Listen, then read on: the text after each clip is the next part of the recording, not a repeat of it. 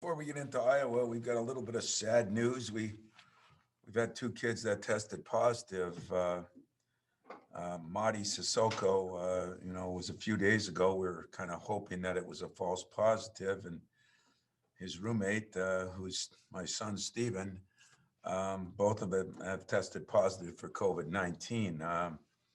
Kind of get an idea on two things. Number one, those two kids have done everything that possibly they could do and go nowhere, and yet we're going to closely monitor their progress during their isolation period. They'll be isolated for 10 days. They'll be out for the 17 and the Big Ten protocols regarding their returns, and just continued to test negative.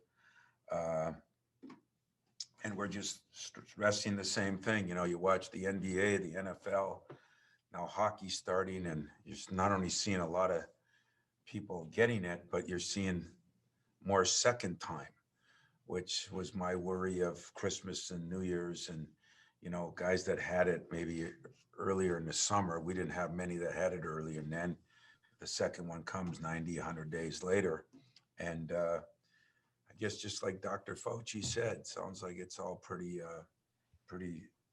standard as far as what he said and what's going on. But, it saddens me, of course, because Mady was a guy that we're starting to play more minutes, and we knew with the Iowas and Illinois coming up, size would help. And he was starting to play, 6, 8, 10 minutes a game, whatever he was playing, and building towards even more. But we're just going to continue to support them. There's nothing we feel there was no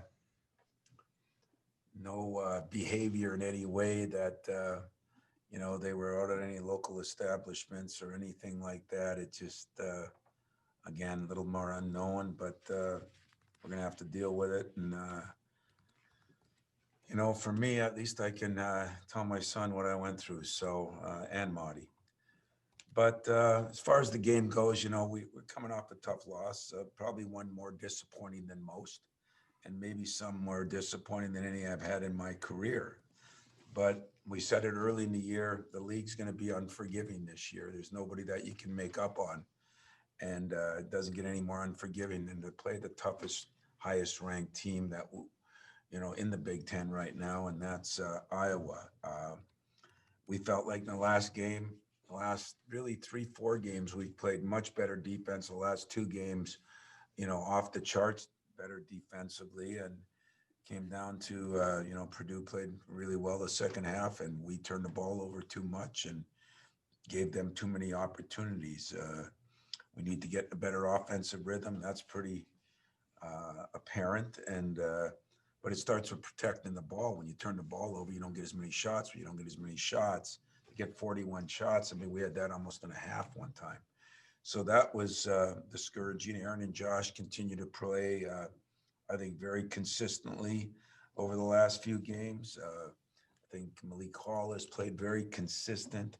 We just feel like we've got to get maybe a few more shots for Joey Hauser. We feel like we've got to get Gabe Brown back in there a little bit more. And Rocket, I've been very pleased with his practices as he's trying to learn how to hit that mid-range shot and things. So he's had a very good week of practice. As far as Iowa goes, as I said, you can argue who's the best team in the league. It depends who plays who, but they definitely are not only one of the best in the league, but one of the best in the country.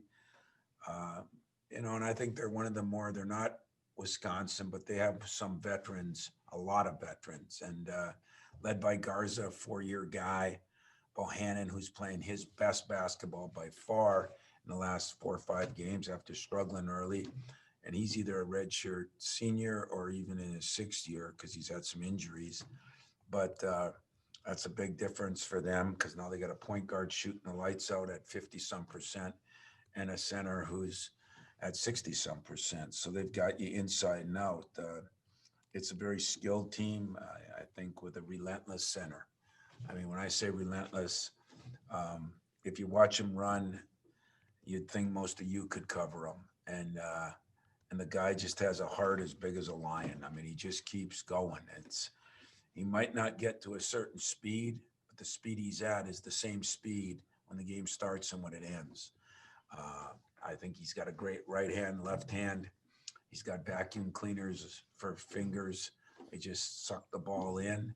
Very good hands, and he can shoot a three with more than respectable consistency. So Fran's done a great job with this team because after you get by the point and the center, and now you get into, Weiskamp and Fredrickson and his own son, Connor, who I think they've done a great job with. What happens when you got guys that have played together for 3 and 4 years, people do understand their roles, and nobody does it better than Connor McCaffrey. He's kind of a point forward. He kind of just sets the right picks, makes the right passes, takes a shot when needed, but really understands his role. And I think probably an undervalued member of that team in Weiskamp and Frederick, two guys that are, as good as any wings in the league. They can shoot it from three. They're 6'5", 6'6", pretty athletic. They can put it on the floor. So, when you look at it on paper, it looks like the best team we've played by far. And yet,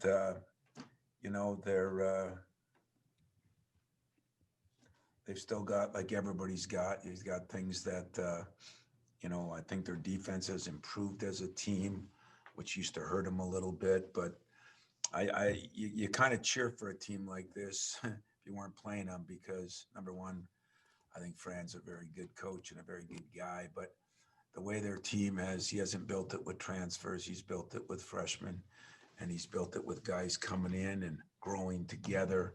And they have a lot to offer. So, questions? We'll go first to Chris Solari. Hey, Tom. In particular with Garza, with Mady out, what is the challenge now for the other three guys in the post, the centers, and how do you? I mean, I know you won't give it away totally, but I mean, do you feel like you can go small on him like last game? Do you feel like you can go big, or you can just want to throw a lot of different bodies at him?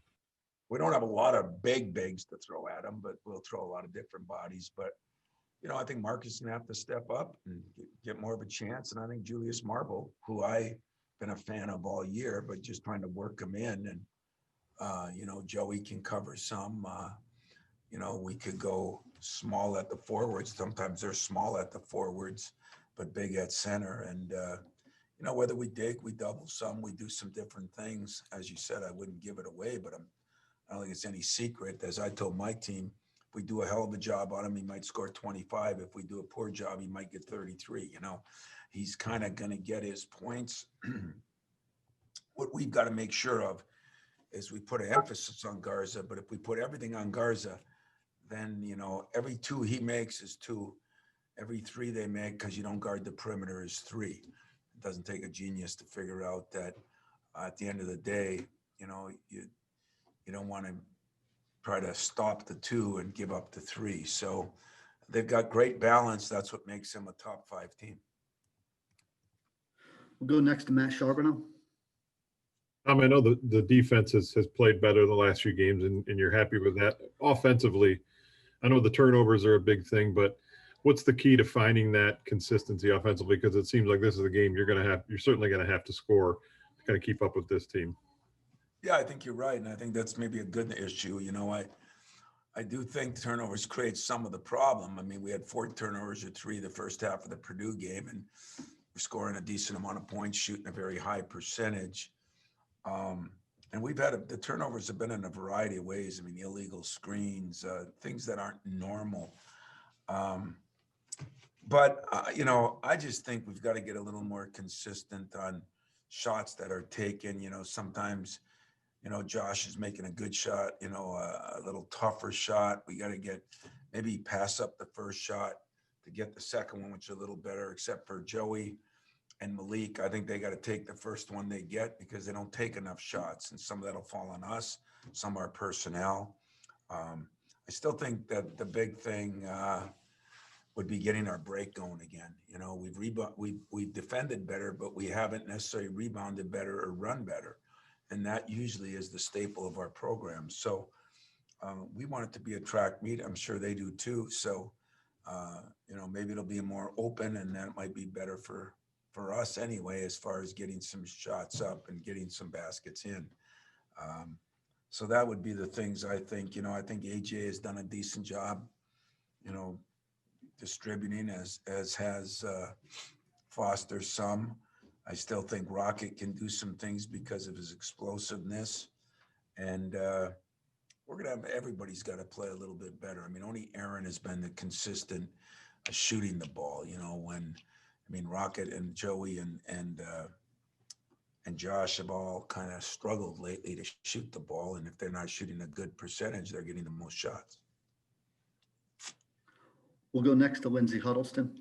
Thank you. Hey, Tom, I know Iowa's on the clock right now, but Monday we all watched Nick Saban win his 7th national championship, historic win.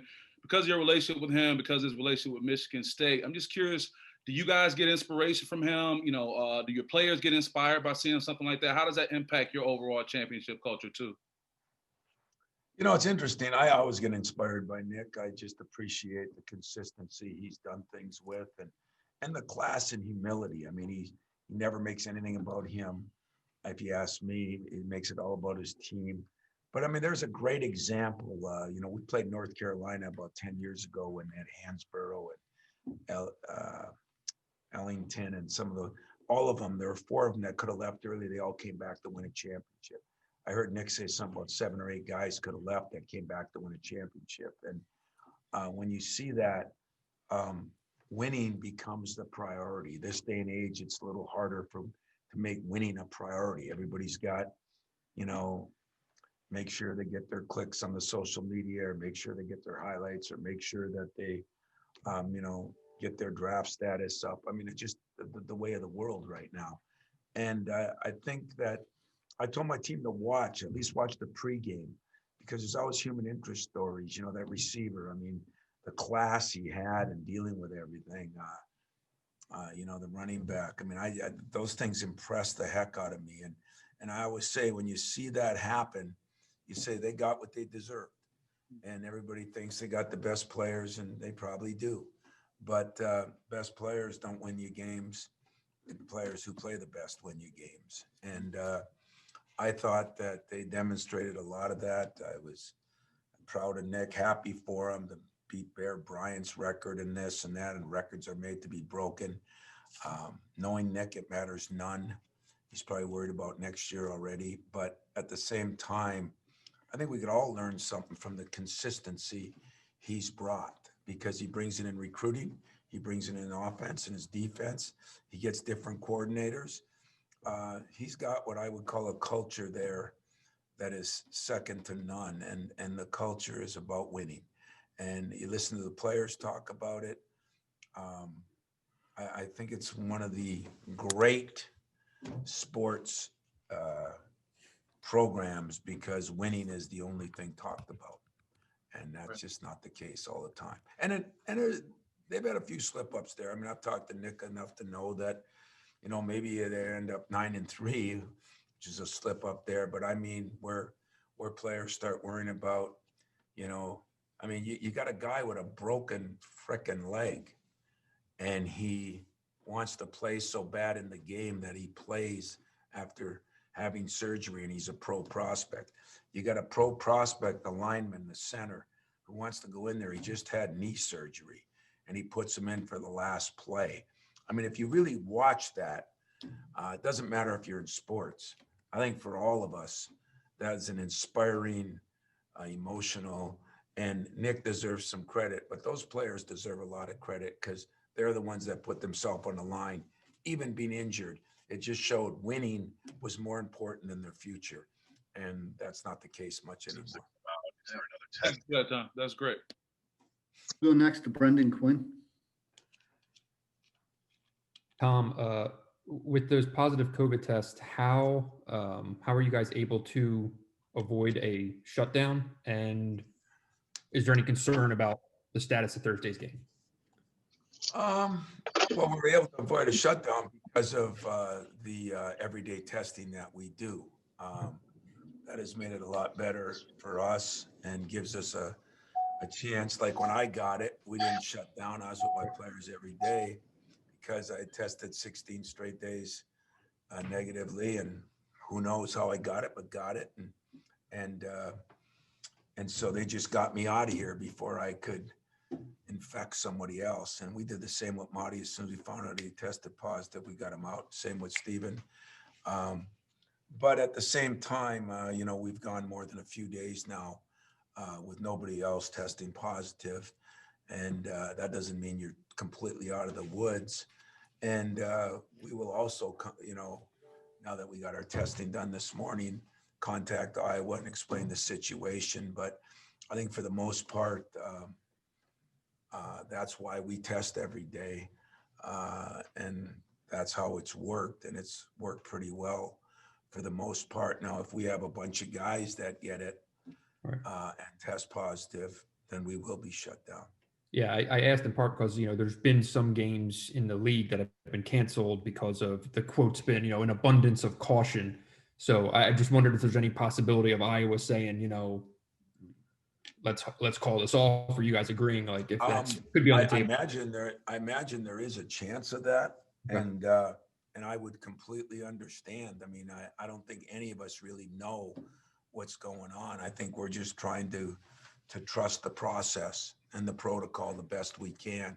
But if that happened, I would totally understand. I mean, if it was vice versa, like when we played at Duke, they thought there was a false positive, and I was still ready to play the game as long as because they were testing every day.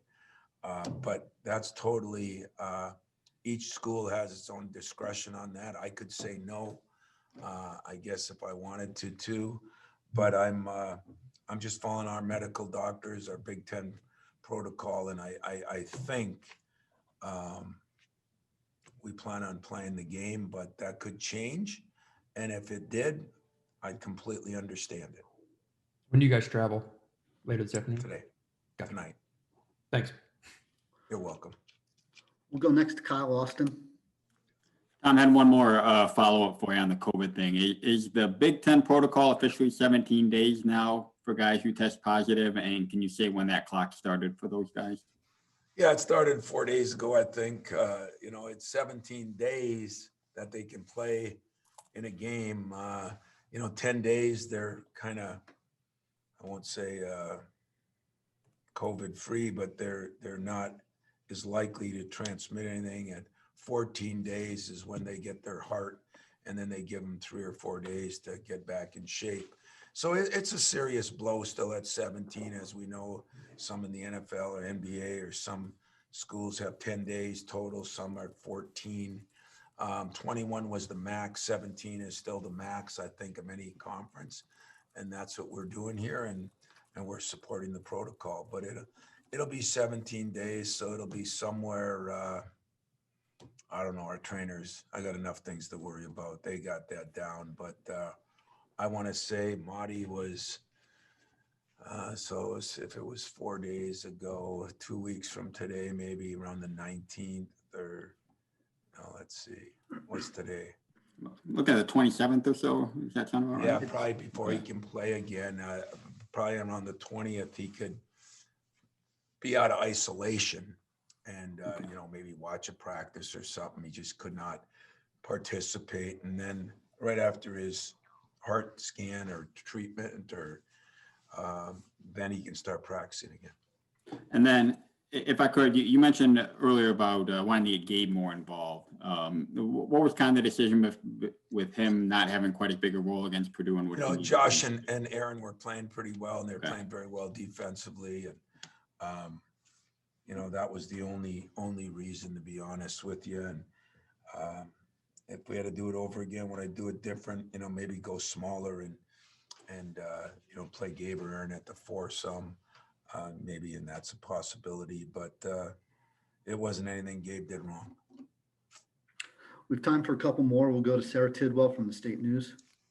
Hey, coach. So in the last 3 games, we've kind of seen the same starting five. So what do you look for when you're picking the starters? And then what do you think are the benefits of having, somebody younger like AJ starting versus Rocket coming off the bench? Well, the whole thing with Rocket was whether he played the point or not, to be honest with you. And that was a decision we all made, and including Rocket some. Now he has, I'll tell you what, spent a lot more time looking at it, and I think has a different perspective. And he's actually, we've played him some there. I think he's getting used to the driving, the kicking, and you're not seeing as many of the step back threes, which I think is going to help him. He's still not shooting as good as I think he can shoot, but we just tried to take a little bit more off his plate, so that, because we think we need him a lot. And last year, he played about 20. That's what he's been playing this year, but he's been down a little bit those couple of games.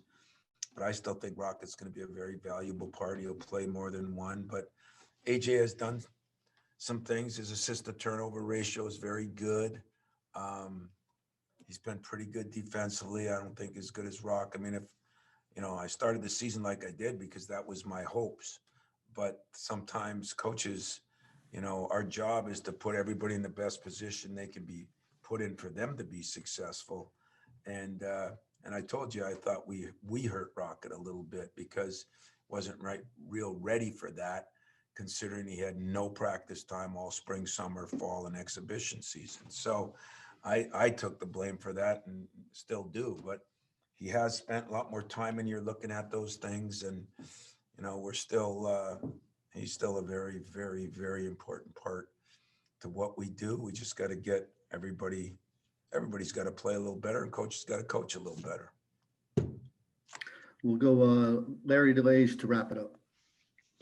Hey, Tom, how would you describe how you're feeling about this team? And if you can, describe what you think the players' psyche is. And yeah, I think people, there's so much going on in our country right now, that I'm not saying that the players, blow anything off, but they've learned to deal with a lot. And, last week, I mean, after that game, I guess I took offense to a couple of questions that more or less, are you losing your team?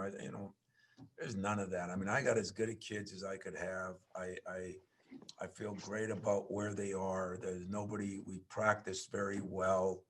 You don't lose your team with a couple losses. People aren't quitting on anybody. We didn't play well, and now if you took the first half of that game, you'd say we played maybe one of our best halves of basketball. So the guys have been great. And I've told you in the past when they weren't, so you can either trust me or not, but it has been different. As you talk to people all over the country, these kids are going through a lot, and you throw a little bit on their plate and lose a couple games, and people get mad and all that, and then they're dealing with the COVID, and now we start school again. None of you will ever appreciate what those guys are going through. Sometimes I don't appreciate it. I just, as I said, I got to go through a lot too. Every day you worry about who's testing. That is every day of the week. And when you're tested now for 3 straight months, that's a lot of worrying in the head coach's part. And yet I don't worry about the demeanor of our guys. I don't worry about the attitude of our guys. I mean, you're always going to have somebody, sometimes I'm not crazy about Marky's body language, and I tell him that. But Mark is going to get more of a chance than he even had, and now he's got to play, and I think that's a good thing. But there's been no, everybody will want a quarterback controversy. Everybody will want something negative, and I'd be the first to go with, I don't like the way they're doing this, don't like the way they're doing that. Probably one of the sadder pregame or postgame events I had in the locker room, because I wasn't mad at anybody. I was hurt and disappointed for them and with them. And I say that because we played as hard as we could play. We didn't play as well as we could play. And I think it made them realize there's more than just offense. There's more than just defense, To win championships, you got to be, and to be successful, you got to be good in all areas. And if one lets you down, it's hard to make up for it. Right now, we're struggling offensively. It was just a month ago, we were scoring 80 points a game and 85, and everything looked rosy offensively. And we were sitting in these same press conference complaining, why are teams shooting 48% against you and 50? I watched Duke last night, and their team defense is 46 or 7%. It's like unheard of. And so we're trying to correct the same things. We've corrected it. We're way better defensively, and now we're struggling some offensively. So maybe this will be a good game. I know everybody will be up for it. I knew they were up for the Purdue game. And then the chance to not play in front of fans on the road or playing, maybe a little bit tells you how important our fans are at home. And but I swear to you, Larry, there's zero issues, zero. Guys are great. They've worked hard. We've had 2-a-days sometimes. We've had meetings. We've had film sessions. They're all locked in on what they can do. So no issues. Quick related follow-up, visiting the hospital, was that kind of the timing of that kind of diffuse any Well, it was issues, like strange. guys just Yeah, it wasn't meant to diffuse anything. It was planned a month ago, but it was a pretty cool thing, and if there was something that was diffusing, it was, the painting, not by number, but that we all did. It took an hour and a half away because you had to focus in because of the lines and that. And I never seen a bunch of guys enjoy it more. And then to go down to the hospital and not be able to go in, we had to be outside, but get a chance to meet the miracle kid who had a 1% chance of living, to go down there and see those doctors and nurses. And, we have the audacity to say, I'll get letters from me, you're my hero, or players, you're my hero. That's almost disturbing to me now, because for 10 straight months, I think 10 months from today, we've been in this, and these doctors and nurses, frontline workers, have been doing something that probably most athletes and coaches could never do: sustain at the highest level for 10 straight months. And so getting a chance to meet some of those, our players were really impressed by it, and get to talk to them and social distance, but talk to them, be outside with them, I think it was great for my guys, and I think they appreciated it too. We all strive for greatness, and I think those players got to see a young man who, like I said, had a 1% chance to live, and he looked as normal to me as he could be as a 8-year-old, whatever, and to see doctors and nurses that every day they're putting their lives in their hands. I mean, we can look at COVID any way anybody wants to look at it. We can look at it as a virus that can kill, or we can say it's like the flu. I mean, I differ from most people, but at the same time, I understand everybody's got their own way of looking at it. But when you go into a hospital every day and people are laying there with it and you're treating them, those, my man, are the real heroes of our country. It's like the people that go to war. It's doing something that you get very little benefit. You don't get extra pay. You don't get this or that. You do it because that's what you're made for. And God, it was a joy to see those doctors and nurses. It was a joy to see some of the kids. I just wish we could go in the hospital and visit, because it brings a different perspective. But it took away a little bit day after a tough loss, but it added a lot for me, and I think for my team. So you guys stay safe, stay healthy, keep masking up, and we'll see if now, as teams, and a lot of teams are coming down with it, there's more cancellations than transfers, and that's hard to believe, but there are. And so, one of the reasons I wanted the depth and to try to build the depth was in case this happened. And unfortunately, for Steven, that's sad for me, but for Mady, it's sad because I think he was just starting to come on, and now he'll be out for the 2.5, 3 weeks. And but we'll get through it, and we'll see what happens. Thanks a lot.